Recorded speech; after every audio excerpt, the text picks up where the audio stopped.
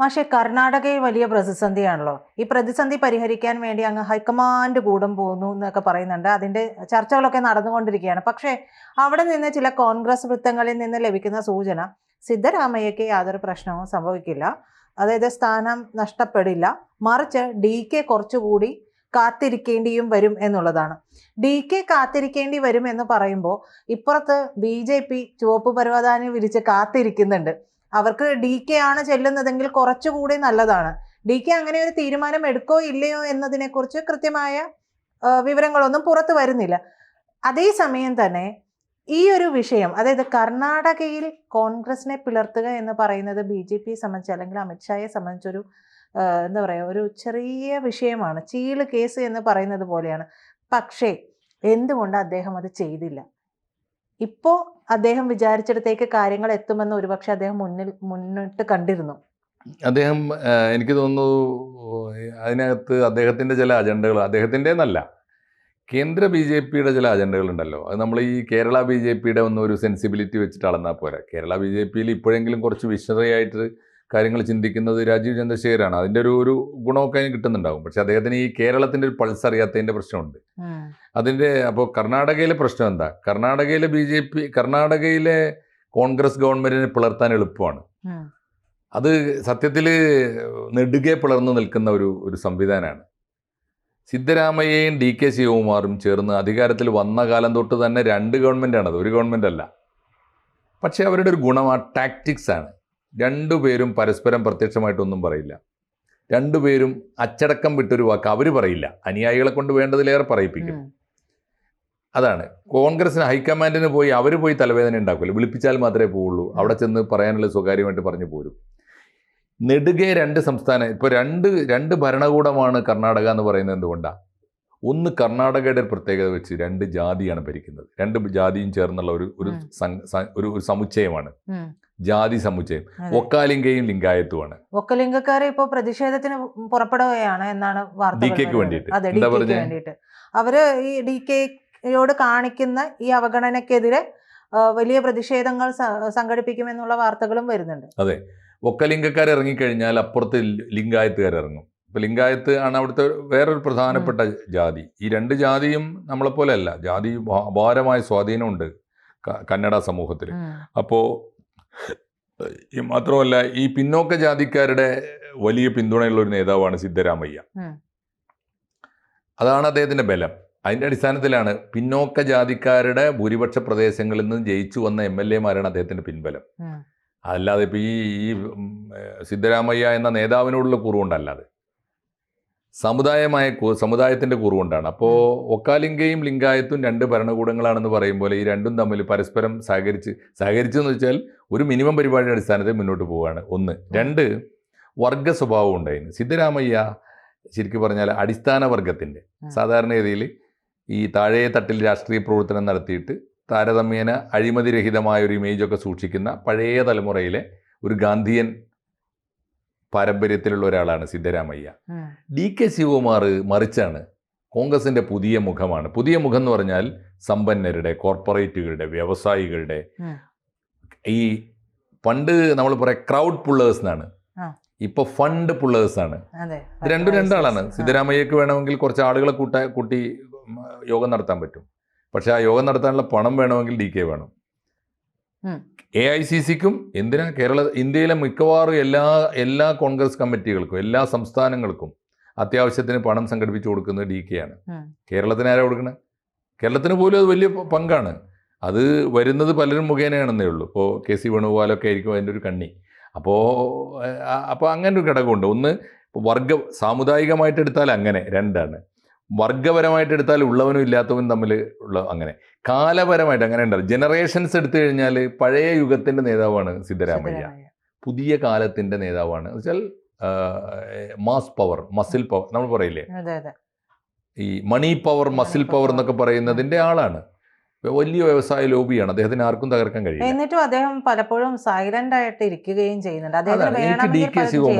എനിക്ക് DK ശിവകുമാറിനോട് പുതിയ കാലത്ത് തോന്നുന്ന ഒരു ആദരവ് എന്താണെന്ന് വെച്ചാൽ അദ്ദേഹം ഡിസിപ്ലിൻഡ് ആണ്. സാധാരണ രീതിയിൽ വലിയ സാമ്പത്തികമായി സ്വാധീനമുള്ള ആളുകൾ രാഷ്ട്രീയ പാർട്ടികളെ വെല്ലുവിളിക്കും, പാർട്ടി ലീഡർഷിപ്പിനെ അനാദരിക്കും. ഏറ്റവും സിമ്പിൾ എക്സാമ്പിൾ എടുത്തോളൂ. നമ്മളെ നാട്ടിൽ പല രാഷ്ട്രീയ പാർട്ടികളോടും സീറ്റ് വില കൊടുത്ത് വാങ്ങുന്ന നേതാക്കന്മാരുണ്ട്. അതിൽ കൊള്ളാവുന്ന അതിൽ അത്തരക്കാരൊക്കെ ഒരു ഘട്ടം വന്നാൽ അവരുടെ താല്പര്യത്തിനെതിരായി നിൽക്കുമ്പോൾ പാർട്ടികളെ വെല്ലുവിളിക്കും. ബെസ്റ്റ് എക്സാമ്പിൾ ആണല്ലോ PV അൻവർ.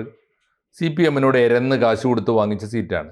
അത് കഴിഞ്ഞപ്പോൾ CPM-നും പിണറായി വിജയനും ഒക്കെ എതിരായിട്ട് അദ്ദേഹം രംഗത്ത് വന്നു. കാരണം അദ്ദേഹത്തിൻ്റെ ഏതോ താല്പര്യം, കോഴിക്കോട് എയർപോർട്ടിലേക്ക് വന്ന സ്വർണവുമായിട്ട് ബന്ധപ്പെട്ടുണ്ടായ ഒരു താല്പര്യത്തിൻ്റെ പേരിൽ അദ്ദേഹത്തിനെതിരായി. മനസ്സിലായില്ല? പക്ഷേ കർണാടകയിൽ അങ്ങനെയല്ല. കർണാടക കോൺഗ്രസിനെ വേണമെങ്കിൽ മൊത്തം വിലക്ക് വാങ്ങാനുള്ള ശേഷിയുണ്ട് അദ്ദേഹത്തിന് അത്രയേറെ സ്വാധീനമുണ്ട്, ഹൈക്കമാൻഡിലും ഉണ്ട്, സംസ്ഥാനത്തും ഉണ്ട്. എന്നിട്ടും DK ശിവകുമാർ കാണിക്കുന്ന ഒരു മാന്യതയും അച്ചടക്കമുണ്ട്. DK ശിവകുമാർ ഇന്ന് വരെ സിദ്ധരാമയ്ക്കെതിരെ ഒരു വാക്ക് പറഞ്ഞിട്ടില്ല. ഒരൊറ്റ എക്സാമ്പിൾ കേരളത്തിലെടുത്ത് നോക്കൂ. കേരളത്തിലും ഗ്രൂപ്പില്ലേ?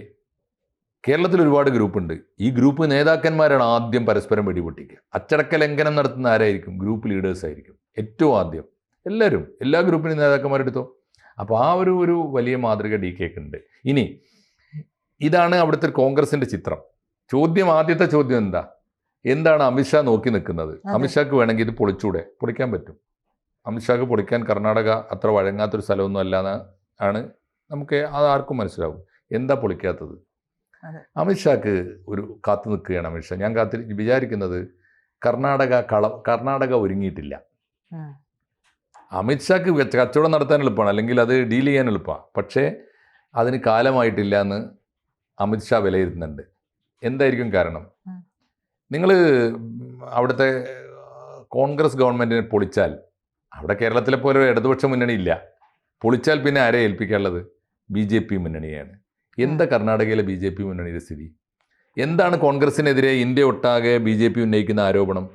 ഒന്ന് അഴിമതിയാണ്, രണ്ട് അധാർമികതയാണ്, വേറൊന്ന് അച്ചടക്കരാഹിത്യമാണ്. എന്താ പുറത്ത് സ്ഥിതി? കർണാടകയിലെ BJP മുന്നണിയുടെ സ്ഥിതി എന്താ?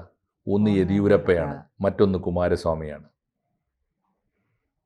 അറിയാലോ, ഈ രണ്ട് കുടുംബം, കുമാരസ്വാമിയുടെ കുടുംബവാഴ്ച. കോൺഗ്രസിനെതിരെ BJP ഉന്നയിക്കുന്ന ഏറ്റവും വലിയ ആരോപണം എന്താ? കുടുംബവാഴ്ചയാണ്. കർണാടകയോളം കുടുംബവാഴ്ചയുള്ള ഒരു സംസ്ഥാനം വേറെ ഇന്ത്യയിലില്ല. ആർക്ക്? NDA മുന്നണിക്ക്. യെദ്യൂരപ്പ. എന്താരോപണം ഇല്ലാത്തത്? അഴിമതിക്ക് അഴിമതി, അധാർമികതയ്ക്ക് അധാർമികത, കേസുകൾക്ക് കേസുകൾ, സദാചാര ദൂഷ്യമായ ധാരാളം ആരോപണങ്ങൾ. അതൊന്ന്. ഇപ്പുറത്തോ ഈ കുമാരസ്വാമിയുടെ കുടുംബം എന്ന് പറഞ്ഞാൽ നമ്മുടെ മുൻ പ്രധാനമന്ത്രിയുടെ കുടുംബമാണ്. അറിയാലോ, ജനതാദൾ എസിൻ്റെ കുടുംബമാണ്. ആ ജനതാദൾ എസിൻ്റെ ഇപ്പോഴത്തെ കുടുംബത്തിൻ്റെ സ്ഥിതി എന്താ? ഏട്ടൻ, അപ്പൂപ്പൻ്റെ മക്കൾ, ഏട്ടൻ്റെ മക്കൾ, അനിയൻ്റെ മക്കൾ മുഴുവനും തെമ്മാടികളുടെ അറിയില്ലേ? ഒരു കുടുംബത്തിൽ നടന്ന ഈ ആരോപണങ്ങൾ മുഴുവനും വന്ന മുന്നണി ഏതാ? ഇത്രയേറെ രാഷ്ട്രീയ ആരോപണങ്ങൾ ഒരു സംസ്ഥാനത്തെ ഒരു രാഷ്ട്രീയ പാർട്ടിക്കും മുന്നണിക്കുമെതിരെ വന്നിട്ടുണ്ടെങ്കിൽ അത് വന്നത് കർണാടകയിലെ BJP മുന്നണിക്കെതിരായിട്ടാണ്. അതുകൊണ്ട് ഈ മുന്നണിയെ വെച്ചുകൊണ്ട്, ഇതാണ് മുന്നണി സംവിധാനമെങ്കിൽ ആർക്ക് വേണ്ടി അമിത്ഷാ കർണാടകത്തിലെ മുന്നണിയെ പൊളിക്കണം? എനിക്ക് തോന്നുന്നു മിനിമം ധാർമ്മിക ബോധം കേന്ദ്ര BJPക്ക് ഉണ്ട്.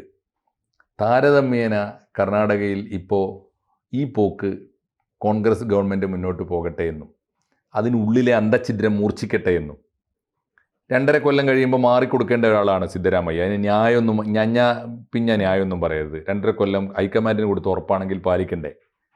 എൻ്റെ അനിയൻ DK ശിവകുമാർ മുഖ്യമന്ത്രിയാവട്ടെ എന്ന് പറഞ്ഞിട്ട് അദ്ദേഹത്തിന് ഏൽപ്പിച്ചു കൊടുത്തിട്ട് മാന്യമായി ഇറങ്ങിപ്പോരണ്ടേ? മരണം വരെ അദ്ദേഹത്തെ ബഹുമാനിക്കൂലേ കർണാടകയിലെ കോൺഗ്രസ്? അത് ചെയ്തില്ല. ഇപ്പോൾ പറയാണ് എനിക്കൊരു 6 മാസം കൂടി തന്നൂടെ? 2.5 കൊല്ലം എന്നതൊരു 3 കൊല്ലം ആയിക്കൂടെ? എപ്പോഴാണ് പറയേണ്ടത്? എന്നാൽ തുടക്കത്തിൽ പറഞ്ഞിട്ട് കരാർ അങ്ങനെ ആക്കണ്ടേ? അപ്പോൾ അദ്ദേഹം കാണിക്കുന്ന അമാന്യമായ ഏർപ്പാടാണ്. അദ്ദേഹത്തിൻ്റെ കൂടെ ഇപ്പോൾ അദ്ദേഹം അവകാശപ്പെടുന്നത് MLA-മാരുടെ പിന്തുണ എനിക്കുണ്ടെന്നാണ്. എനിക്ക് തോന്നുന്നത് ആ കണക്ക് പോലും തെറ്റിയിട്ടുണ്ട്. DKയുടെ ആളുകൾ ഹൈക്കമാൻഡിനോട് പോയി പറഞ്ഞിട്ടുള്ളത്, നിങ്ങൾ ഇൻഡിവിജ്വലായിട്ട് എല്ലാ MLA-മാരോടും സംസാരിച്ച് നോക്കൂ. അപ്പോൾ അതിൻ്റെ അർത്ഥം എന്താ? പഴയ ജാതി കണക്കിലൊന്നും ഇപ്പോൾ പിന്തുണക്കുന്നില്ല എന്നാണ്. DKക്ക് അനുകൂലമായി കുറെ കൂടി പിന്തുണ വന്നിട്ടുണ്ടാവും.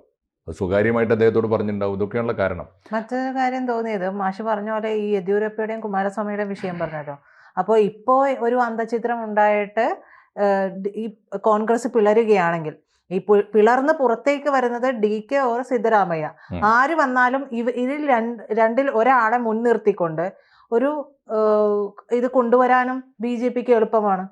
ഇവരായിട്ട് പൊളിക്കുകയും വേണ്ട. അപ്പോൾ അതേ അവിടെ നിന്ന് പിളർന്നു വന്നതുകൊണ്ട് ഇവർക്ക് മുൻതൂക്കം നൽകേണ്ടിയും വരും. അപ്പൊ ഈ രണ്ട് കൂട്ടർക്കും മിണ്ടാതെ ഇരിക്കേണ്ടിയും വരും. അങ്ങനെ ഒരു സാധ്യത അതുണ്ട്. അതുകൊണ്ട് കൂടിയായിരിക്കാം എന്തായാലും കാത്തിരിക്കുന്നത്. എനിക്ക് തോന്നുന്നത് കേന്ദ്ര BJP കാത്തിരിക്കുന്നത് മറ്റൊരു അന്തരീക്ഷമായിരിക്കും. ഇതിനുള്ളിലെ അന്തഛിദ്രം രൂക്ഷമാവുക. അടുത്തൊരു 6 മാസം കൂടി നീട്ടിക്കൊടുത്താൽ സിദ്ധരാമയ്യക്കെതിരായി വലിയ ഒരു കലാപം കർണാടക കോൺഗ്രസിൽ നടക്കും. അങ്ങനെ നടക്കുമ്പോൾ രണ്ടിലൊന്ന് സംഭവിക്കും. എന്ന് വെച്ചാൽ ഒന്നുകിൽ കർണാടക കോൺഗ്രസ് പൂർണ്ണമായിട്ടും DKയുടെ കയ്യിൽ വരും. താരതമ്യേന ധാർമ്മികമായും ഒരു പൊളിറ്റിക്കൽ വിൽ പവർ എന്ന നിലയിലുമൊക്കെ കേന്ദ്രം ഇതൊക്കെ വിലയിരുത്തുന്നുണ്ടാവുമല്ലോ. കർണാടക ഭരിക്കാൻ ഇപ്പോൾ കൊള്ളാവുന്നത് താരതമ്യേന DK ശിവകുമാറാണ് എന്നൊരു ബോധ്യം ഉണ്ടാവണം. 2, പുറത്ത് വരികയാണെങ്കിൽ ആര് വരണം? BJP കോൺഗ്രസ് വിട്ട് പുറത്ത് വരികയാണ് DK പുറത്ത് വരണം. DK പുറത്ത് വരുമ്പോൾ DK ആയിരിക്കും, യാതൊരു സംശയവും വേണ്ട. DK എങ്ങാനും കോൺഗ്രസ് വിട്ട് പുറത്ത് വന്നാൽ കർണാടക BJPയെ DK ഭരിക്കും. DK നയിക്കും, കർണാടകയെ DK ഭരിക്കും.